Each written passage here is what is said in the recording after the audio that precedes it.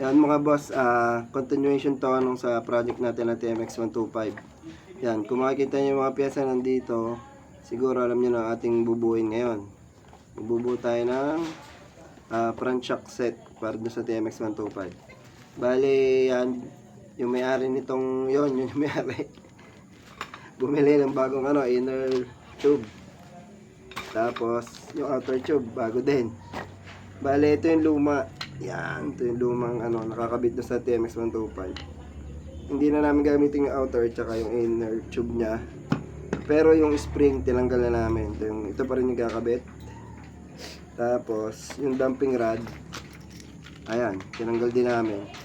Yun, yung pagtanggal namin, parang naka-magic lowered na siya, pero yung gamit ay parang tinabas lang na bushing. Pero solid naman siya, bakal. Pero ang gagawin namin, tatanggalin na namin to. Ay, kakabit namin kasi bumili kami ng lowering spring. 4 yan. Tig-2 ilalagay namin. Tatanggalin to. Tapos, bago din yung oil seal. Yung lock ng oil seal, yung nakabit din dito. Yan. Tapos, ayun, buuin na natin. Unahin natin tong sa outer tube. Kakabit natin yung oil seal. Okay. Pang nga pala to, pang wave 125.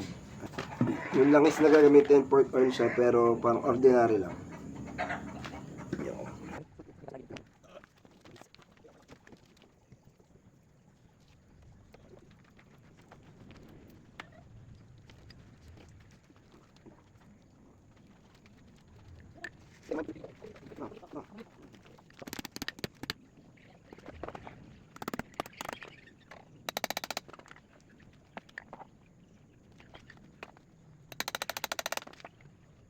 Yan mga boss, sagad na siya.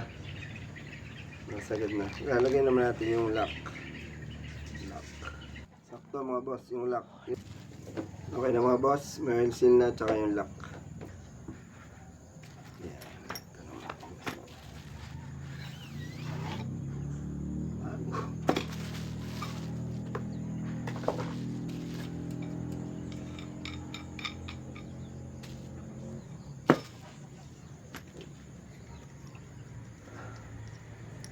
Stock.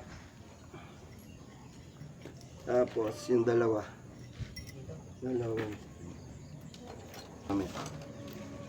Yan. Yan mga idol. Tapos ayan, suksok ang dito. Ayun. Ito yung magiging play niya sa ilalim. Mamaya sukatin natin. Ayun. 1.5 inch ang kanyang play.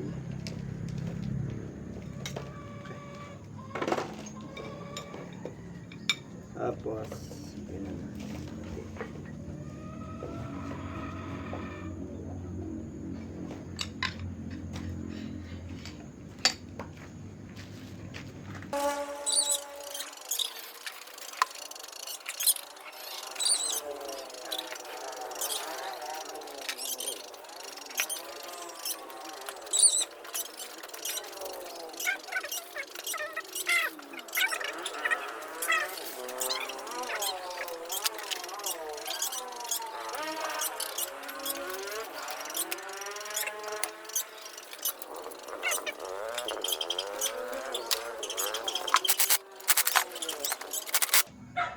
Bari mga boss, yung langis nito,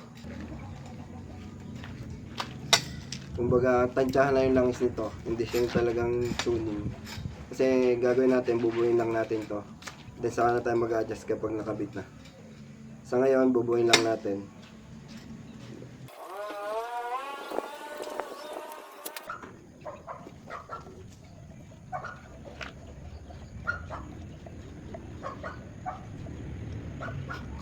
Yan.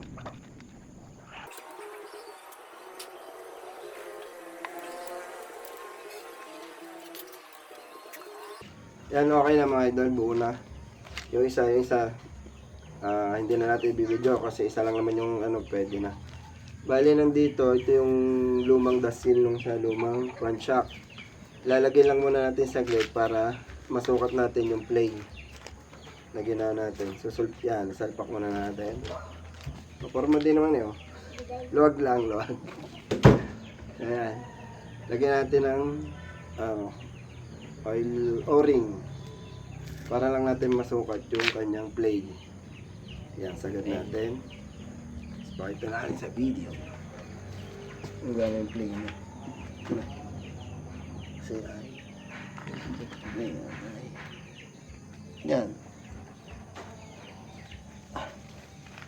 Yan, mga idol sagad. Ang naging plane ng ating shock ay pati na rin sa inch. Yung sakto mga idol. Isukat natin kanina 1.5. Bali na ba siya ng kaunti kasi hindi siya sumasagad dito eh. Hindi naman iwas na gutok dahil 1.4 inch mga idol yung plane niya.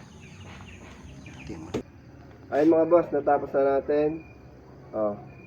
Pantay na pantay ang kanyang play oh. So, ready na to ikabit mga boss. Abangan nyo na lang kung kailan natin kakabit to kasi marami pa rin tayong ayusin ng mga pyesa doon. Unahin yung katulad ng mga hub, yung mga rayos yon.